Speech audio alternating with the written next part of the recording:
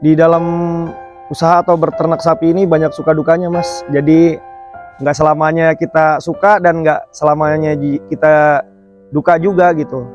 Pengalaman saya ya, saya pernah ketipu juga sama orang kepercayaan saya, Mas. Padahal dalam hati saya, saya ini kok polisi, tapi masih bisa ditipu juga gitu kan. Masih berani, apalagi yang nipu orang kepercayaan saya, Mas. Saat itu waduh, saya udah pusing banget, Mas. Aduh, udah hancur gitu. Tapi alhamdulillah karena memang saya juga polisi, saya bisa selesaikan gitu. Dalam beternak sapi ini, Mas, saya termotivasi oleh orang tua juga ya, Mas. Karena saya awalnya juga berasal dari keluarga ya yang pas-pasan lah, Mas. Saya keluarga pas-pasan, tapi dengan beternak sapi ini alhamdulillah saya bisa mengangkat derajat keluarga lah, bisa mengangkat derajat keluarga, istilahnya kita nggak dipandang sebelah mata lagi oleh orang lain. Memang orang tua saya tuh dalam mendidik saya, khususnya ibu ya, Mas, itu jasanya luar biasa, Mas. Istilahnya kalau kata ibu saya tuh, lu orang Betawi asli gitu, yang notabene-nya cuma bisa bikin garis tanah atau jual tanah lah. Sedangkan lu ini ya Betawi kehabisan lah. Jadi lu nggak kerja keras, ya lu kelaparan di tanah kelahiran lu sendiri gitu. Nah, dari situ saya termotivasi, Mas, untuk semangat bekerja keras di istilahnya walaupun saya udah aktif di anggota Polri, saya masih mau gitu untuk berusaha peternakan sapi ini, Mas, karena untuk ya membangun ekonomi keluarga. Saya juga pengen menciptakan lapangan pekerjaan untuk tetangga, untuk orang lain. Dan hasilnya juga yang saya nikmatin sekarang ini, saya sudah mempunyai rumah, sudah bisa membeli tanah gitu. Perkenalkan, nama saya Tasbih Ramdhani. Saya sebagai pengusaha hewan kurban dan hari-harinya saya pengusaha penyedia jasa akikah dengan brand Tasbih Akikah. Selain itu, profesi saya sebagai polisi yang berdinas di Polda Metro Jaya di Satker Yanma Subak Pamkolsik. Saya memiliki 1 orang istri dan 2 orang anak. Saya tinggal di Jalan Keramat 3, nomor 1, RT 7 RW 10, Kelurahan Lubang Buaya, Kecamatan Cipayung, Jakarta Timur. Sebelum usaha kurbanan, usaha sapi atau usaha kambing, saya ini dulu basicnya sekolah itu perkayuan, teknik kria kayu. Tahun 2008 saya lulus. Nah, terus setelah saya lulus, saya bingung untuk cari pekerjaan, ngelamar ke sana ke sini, ke sana ke sini. Susah. Akhirnya saya coba-coba ikut saudara yang kebetulan memang usaha kurbanan waktu itu ya, usaha sapi dan kambing. Saya ikut bantu-bantu. Dan di situ saya menemukan cocokan hati gitu. Jadi usaha sapi ini nggak cuma mengharapkan untung saja, tapi harus dengan hati. Pelihara sapi ini harus dengan hati, nggak harus mendapatkan keuntungan saja. Dan setelah itu saya coba-coba masuk polisi. Alhamdulillah saya diterima. Saya lulus pendidikan polisi tahun 2009. Namun setelah jadi polisi juga saya tidak meninggalkan usaha sapi tersebut. Bahkan saya kembangkan gitu. Jadi di sela-sela kesibukan saya sebagai polisi, saya juga berusaha ternak sapi. Terusnya juga saya jual beli sapi dan jual beli kambing, dan berlanjut hingga sekarang ini. Saya ini berdinas di Polda Metro Jaya, bisa saya sambi-sambi dengan beternak sapi. Jadi saya jam 3 pagi itu sudah bangun tidur. Setelah bangun tidur, saya sholat tahajud. Setelah sholat tahajud, saya sempatin tuh combor sapi, buat comboran buat pakan sapi. Setelah itu, setelah subuh baru saya berangkat pergi berdinas karena kan kita harus melaksanakan apel ya. Jadi saya usahakan walaupun saya berdinas, saya juga bisa usaha sapi gitu. Jadi untuk membangkitkan semangat anak muda sekarang lah, karena kan anak muda sekarang maunya kerjanya tuh yang di ruangan AC, terusnya harus berdasi. Jadi saya aja yang polisi aja masih mau kok untuk istilahnya berkotor-kotoran lah, untuk bersihin celetong sapi gitu kan, kotoran sapi.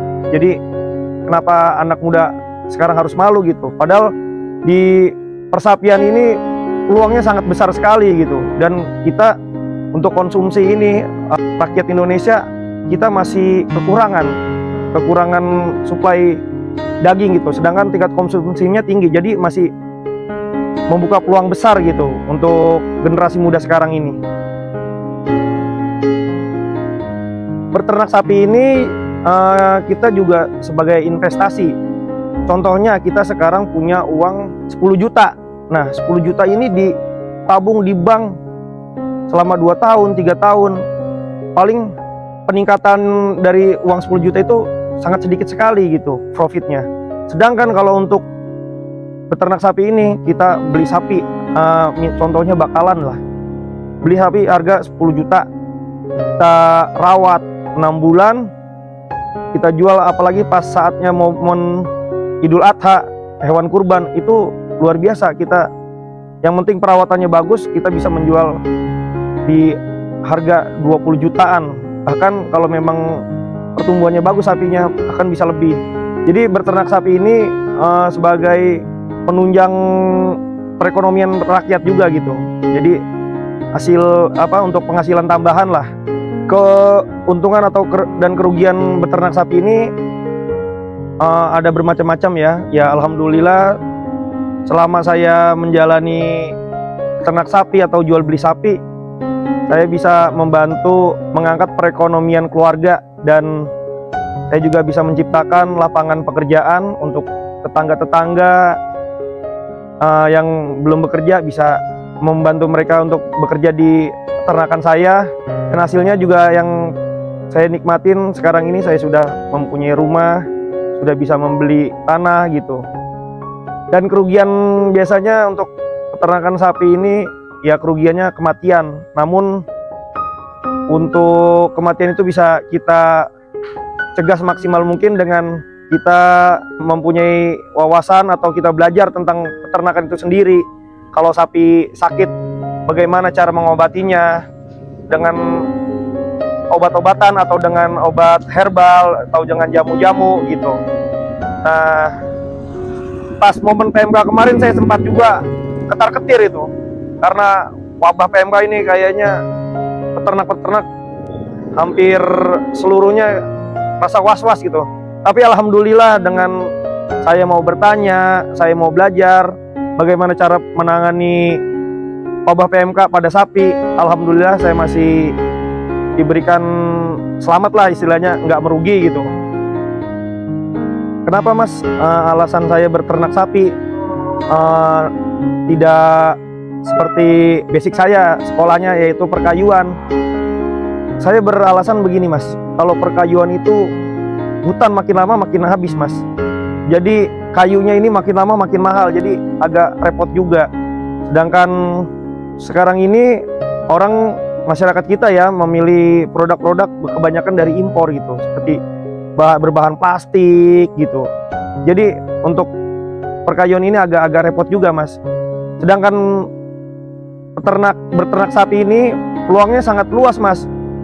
Kenapa sangat luas? Karena tingkat konsumsi daging di Indonesia ini sangat tinggi mas. Untuk istilahnya masakan Padang, untuk warteg, itu kan butuh menu-menu daging ya. Sedangkan pelaku usaha hewan ini, beternak sapi ini, makin lama kayaknya makin tinggali oleh generasi muda mas. Jadi di sini saya berusaha untuk membangkitkan semangat anak muda bahwa beternak sapi ini memiliki peluang yang luas terusnya keuntungannya juga lumayan. Awal-awal beternak sapi ini mas, saya ya mengalami jatuh bangun lah. Apalagi sempat banyak istilahnya orang, oh kok itu udah jadi polisi masih mau berternak sapi gitu, mau berternak kambing. Itu kan ya kerjaan bau lah, nggak bonafit lah kalau di mata anak muda sekarang.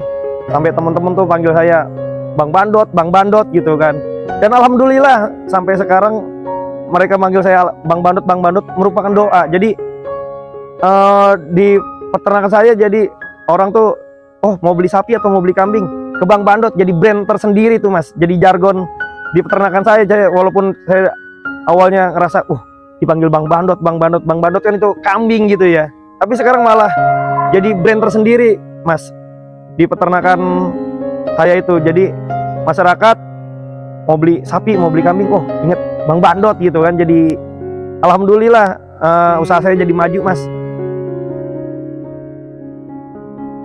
Untuk belanja sapi dan cara pemasarannya Mas, saya belanjanya saya di Kota Bondowoso Mas, di Jawa Timur Mas.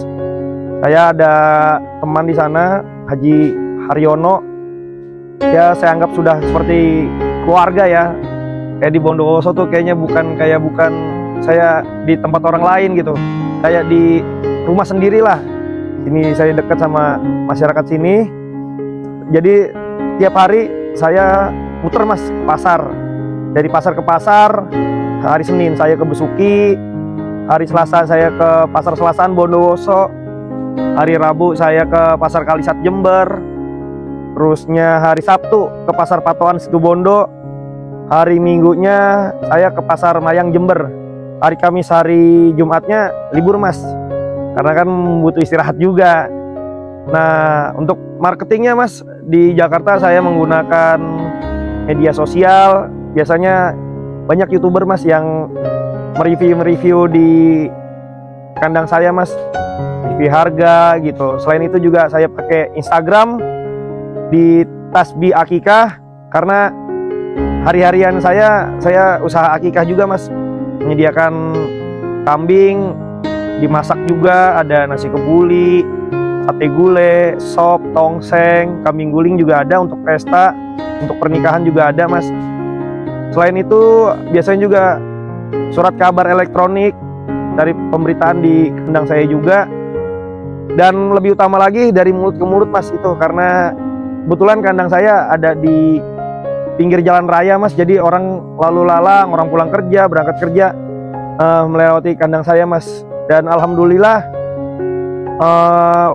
pembeli itu yang sudah beli balik lagi karena puas dengan hewan yang ada di peternakan saya Mas, karena memang bukan cuma jual sapi aja, tapi saya jual kualitas gitu, bukan asal jual sembarang sapi, jual kualitas, kesehatannya juga, dan daging sapinya itu sendiri Mas.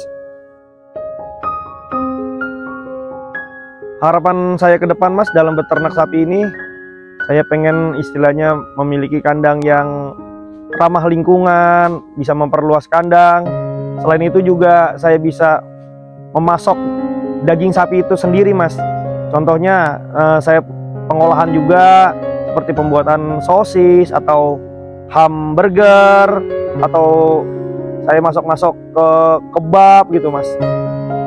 Dan saya ingin juga buka cabang-cabang juga Mas. Jadi nggak cuma di satu tempat, agar saya bisa menciptakan lapangan pekerjaan juga bagi masyarakat yang mungkin belum bekerja gitu Mas. Jadi orang hidup itu biar ada manfaat buat orang lain Mas.